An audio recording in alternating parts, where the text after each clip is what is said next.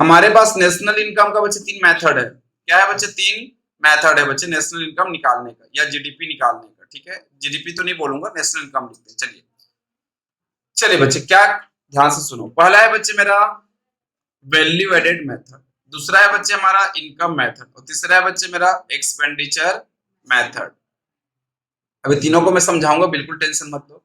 Value added method बच्चे मेरा क्या बोलता है, बहुत ध्यान से समझना। सर वैल्यू एडेड मेथड का फॉर्मूला मैं नहीं जा रहा हूँ, उसको डिटेल में कराऊंगा। बट अभी बच्चे वैल्यू एडेड मेथड की बात करूं तो बच्चे इसमें बोलता है जीडीपी एट एमपी। जब वैल्यू एडेड मेथड का फॉर्मूला यूज करूंगा तो क्या निकलेगा? इनकम मेथड का फॉर्मूला मतलब सारे फैक्टर कॉस्ट को जोड़ूंगा तो बच्चे क्या निकल के आता है? NDP at FC. और बच्चे एक्सपेंडिचर मेथड में भी बच्चे सेम जीडीपी एट एमपी निकल के आता है। बच्चे जितना भी गुड्स बिका है, जो खर्चा हुआ है बच्चे, उसका वैल्यू को जोड़ते हैं तो ये आ जाता है। डन। चलिए अब बच्चे मुझे तीनों में, इसमें भी बच्चे नेशनल इनकम निकालना है, इसमें भी नेशनल इनकम निकालना है, इसमें भी बच्चे तीनों में बच्चे मुझे क्या निकालना है? एनएनपी एट एफसी निकालना। अब सोच के बताओ, जीडीपी एट एमपी में बच्चे मैं क्या प्लस माइनस करूं तो बच्चे ग्रॉस को नेट करने के लिए क्या करूं मैं? प्लस, और एमपी को एफसी करने के लिए माइनस। सेम टू सेम यहाँ पे भी बच्चे ग्रॉस को नेट करने के लिए,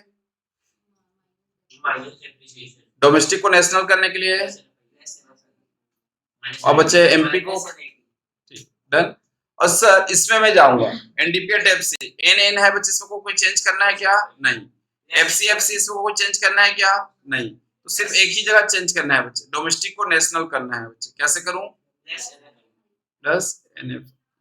इतनी सी बात है बच्चे, समझ आ रही? इसी के लिए बच्चे सारा प्लस माइनस सीखना पड़ा, क्योंकि बच्चे मुझे अल्टीमेट ये नेशनल इनकम जाना है बच्चे। कहाँ जाना है?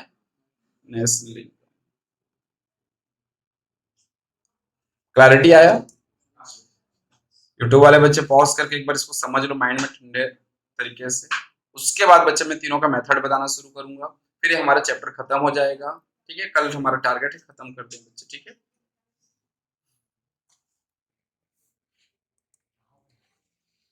तो चलिए बच्चा लोग शुरू करते हैं वैल्यू एडेड मेथड। कम से कम बच्चे एक मेथड अच्छे से हो जाए, मैं तो चाह रहा हूँ तीनों मेथड हो जाए। ठीक है, चलिए बच्चे, पहला है हमारा बच्चे वैल्यू एडेड मेथड।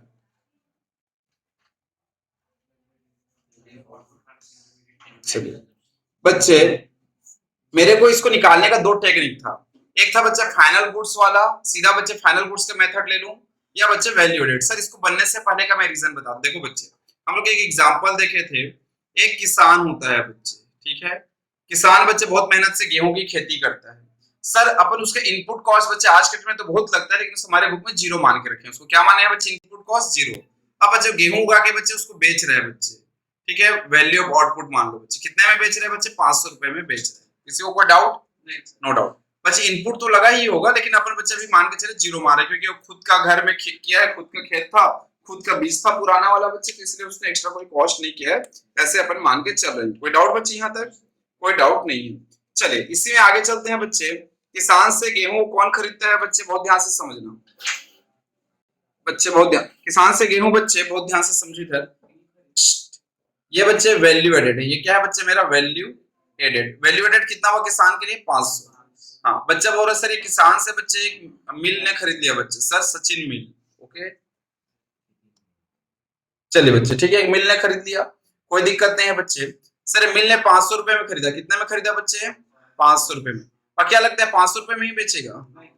तो कितने में बेचूंगा बोल रहा है बच्चे? चले 700 रुपए में, 1000, पूरा एकदम 100% प्रॉफिट मारूंगा बोल रहा है। ठीक है, चलिए बच्चे, कितना बेच रहा है? 700 रुपए में। तो कितना कमा लिया बच्चे? 200 रुपए कमा लिया। तो इसका वैल्यू एडेड कितना हो गया बच्चे? देखो ये वैल्यू ऑफ आउटपुट रहा, ये वैल्यू ऑफ इनपुट रहा बच्चे, और ये क्या हो जाएगा वैल्यू एडेड। देन कोई दिक्कत? कोई दिक्कत नहीं। चलिए आगे चलते हैं। अब सचिन ने बच्चे उसको किसको बेचा? बच्चे अनमोल बेकरी को बच्चे। ठीक है, हाँ, अक्षत बेकरी, चलो ठीक है। ओके बच्चे, अक्षत बेकरी ने बच्चे उसको कितने में खरीद लिया? 500 में बेचा था, 700 में बेचा था, 700 में बच्चे उसका वैल्यू ऑफ इनपुट हो गया, वैल्यू ऑफ इनपुट। क्या लगता है बच्चे? 700 में खरीदा, 700 में बेकरी बना के बेच देगा। कितने में बेचोगे बच्चे? 1000 रुपए में बेच दिया बच्चे। ठीक है, ये बुक का एग्जाम्पल है, मैं बता रहा हूँ। चले 1000 रुपए में, तो कितने का बच्चे कमा लिया? 300, ये कमा लिया। बोलो बच्चे, अब बेकरी वाला बच्चे क्या बना के बेच दिया? उसको ब्रेड बना के बेच दिया। अब बच्चे वो ब्रेड क्या बोलते हैं, नियाज अपने बर्थडे में खरीद लिया।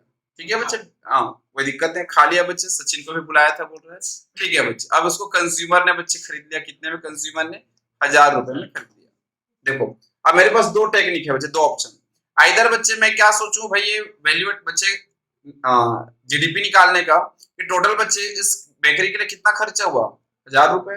तो बच्चे आइदर में एक ऑप्शन लो बच्चे, मैं सीधा सीधा इसी को फाइनल, इसको फाइनल आउटपुट बोलते हैं, final goods method, final goods बोल सकते हैं या फाइनल गुड्स का वैल्यू बोल सकते हैं। क्या बोल सकते हैं बच्चे इसको, फाइनल आउटपुट मेथड, सॉरी इसको फाइनल आउटपुट मेथड बोलते हैं। क्या बोलते हैं, फाइनल आउटपुट मेथड। कोई दिक्कत बच्चे इसमें? चलिए दूसरा का क्या ऑप्शन है बच्चे, 500 प्लस 200 प्लस 300, तीनों का वैल्यू एडेड ले लिया बच्चे, कितना निकल के आया? इसको कौन सा मेथड बोलेंगे बच्चे, वैल्यू एडेड मेथड।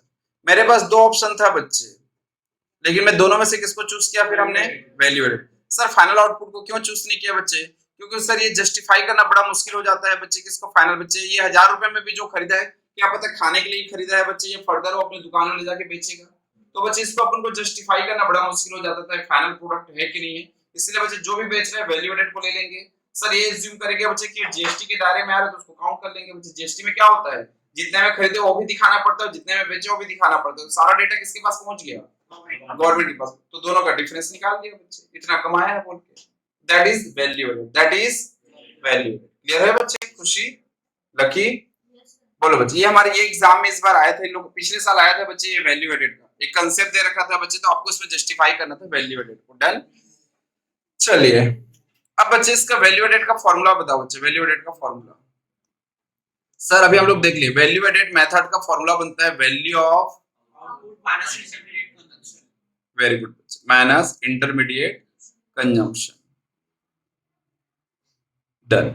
सर मतलब इंटरमीडिएट कंजम्पशन मतलब खर्चा, जैसे बच्चे जिंदल अगर टीएमटी सरिया बना के बेच रहे हैं तो टीएमटी सरिया बच्चे उसके लिए क्या हो जाएगा, value of output. Intermediate consumption क्या हो जाएगा बच्चे, कोयला हो जाएगा, आयरन ओर हो जाएगा बच्चे, ये सब क्या हो जाएंगे उसके लिए इंटरमीडिएट कंजम्पशन। क्लियर है बच्चे? चलिए अगर बच्चे तुमको मान के चलिए वैल्यू ऑफ आउटपुट नहीं दिया है तो कैसे निकालोगे बच्चे, sales plus change in stock, sales plus change in stock. अगर बच्चे चलो तुमको सेल वैल्यू भी नहीं दिया तो क्या लिखोगे बच्चे, क्वांटिटी इनटू प्राइस। बच्चे इतना क्वांटिटी बिका साल भर में इतने प्राइस का था बच्चे, तो उसको करके अपन सेल निकाल लिए, तो इस तरीके से इसको निकालना है। सर इसमें बच्चे दो तीन प्रकार के क्वेश्चन आएंगे बच्चे। सर क्या क्या क्वेश्चन आएंगे, सर तुमको बच्चे दे देगा प्राइमरी सेक्टर, सेकेंडरी सेक्टर और टर्सरी सेक्टर करके दे देगा, तीनों को अलग अलग निकालना है। तो कोई दिक्कत है, हमारी इकोनॉमी में 3 सेक्टर है ना बच्चे, बोलो 3 सेक्टर है, यस सुनो। सर कौन कौन से 3 सेक्टर है बच्चे, प्राइमरी सेक्टर, सेकेंडरी और टर्सरी। चलिए अब चलते हैं बच्चे, इसमें एक वैरायटी ऑफ क्वेश्चन ये बनता है कि सर एक फर्म ए है, उसने बच्चे बी को बेचा, सी को बेचा, डी को, फिर बच्चे firm B, firm C, firm D, इस तरीके से करके बच्चे 3-4 वैरायटी ऑफ क्वेश्चन बनाता है बच्चे। आजकल थोड़ा सा कम हो गया, पहले इस टाइप का क्वेश्चन ट्रेंड में रहा करता था बच्चे, ठीक है। आजकल ये सब ट्रेंड कम हो गया। पिछले बार तो बच्चे मजेदार क्वेश्चन आ गया था, केस स्टडी क्वेश्चन आ गया था नेशनल इनकम का, ये जीडीपी वो जीडीपी दुनिया भर का कहानी लिख दिया था बच्चे, और आधे बच्चे पागल, अरे क्या पूछ रहे, मैं तो तीनों मेथड एकदम रट के आया हूँ, समझ आ रहे हैं बच्चे, वहां से तो कुछ भी नहीं आया, बच्चे छोड़ के आ गए। बच्चे अगर अटेम्प्ट किया तो केस स्टडी के अंदर ही क्वेश्चन था, उसका आंसर अलग से निकालना नहीं था, एक पैराग्राफ को लिखना था, वही आंसर था उसमें, बताओ। इसीलिए बच्चे समझो ये कैसे बन रहा है, ये अलग अलग सेक्टर। अब बताओ ना तुम लोग ये मेथड पढ़ के क्या अलग अलग सेक्टर दे दिया बच्चा, वैसे ही पागल, ये प्राइमरी सेक्टर सेकेंडरी तो सर क्वेश्चन हम लोग को पढ़ाई ही नहीं हो। बच्चे firm A B C D दे दिया बच्चे, अपन वैसे ही पागल हो जाते हैं, सर ये अलग अलग फर्म दे दिया, हम लोग को तो ऐसे पढ़ाया, हमारा तो फार्मूला था value of output minus intermediate consumption. ये फर्म क्या दे रखा है, प्राइमरी सेक्टर क्या दे रखा है बच्चे, अलग अलग सेक्टर में ये निकलेगा, अलग अलग फर्म का अपन निकलेगा बच्चे, तो सबको जोड़ के टोटल निकालेंगे। क्लियर है, बोलो बच्चे, इसमें किसी को कोई डाउट? सर अटेम्प्ट का भी मार्क्स मिलता है बच्चे जब पास नहीं होते रहोगे तो, ठीक है। चलो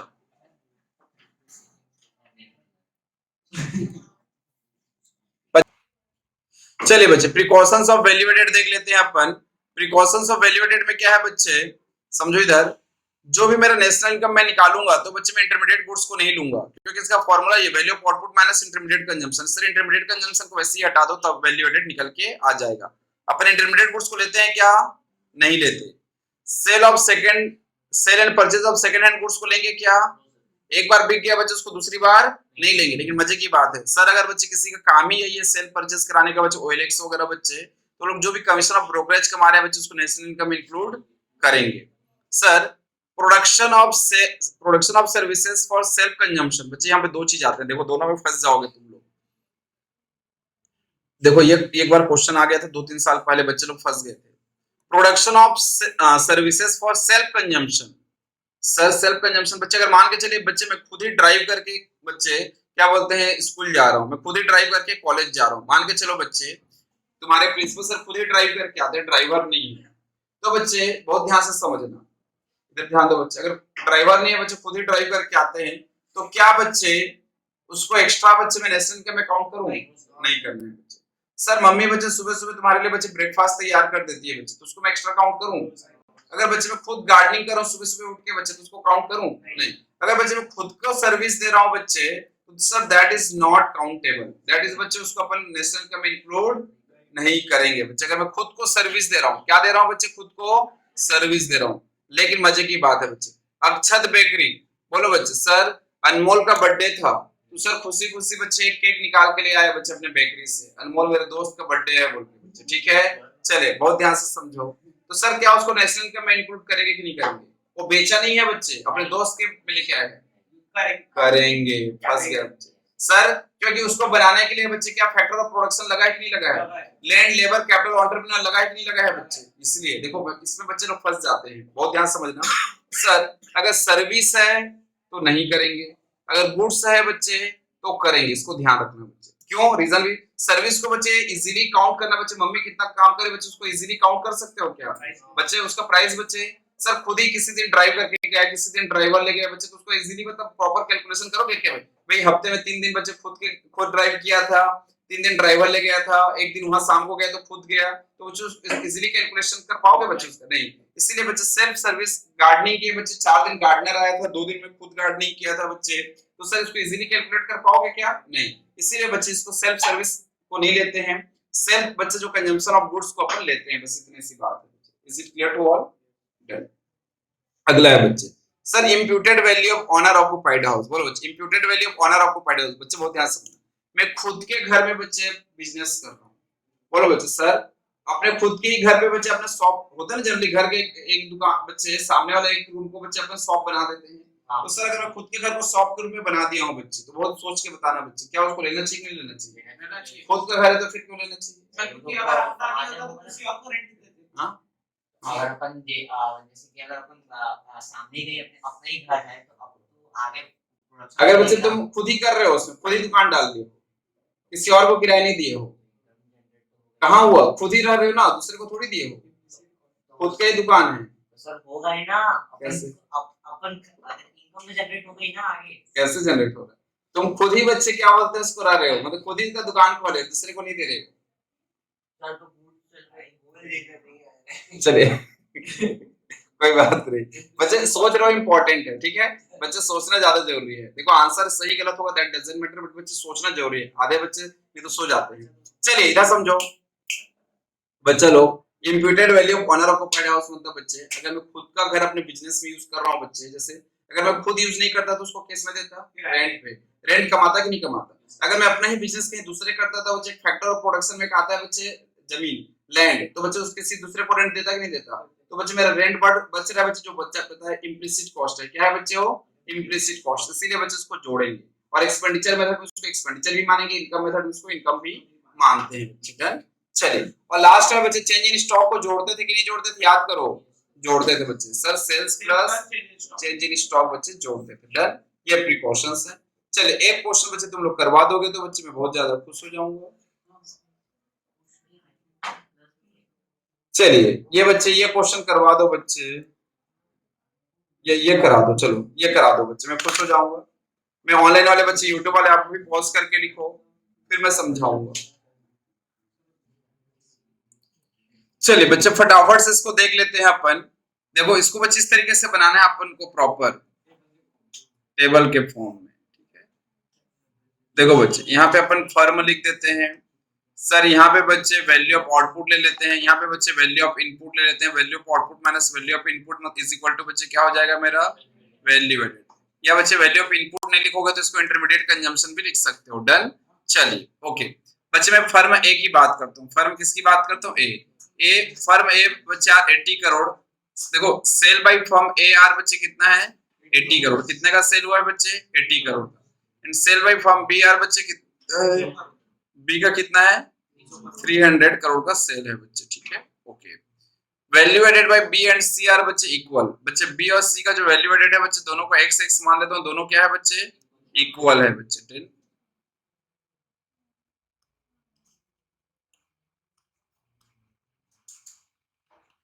ओके बोलो बच्चे इक्वल है दोनों का।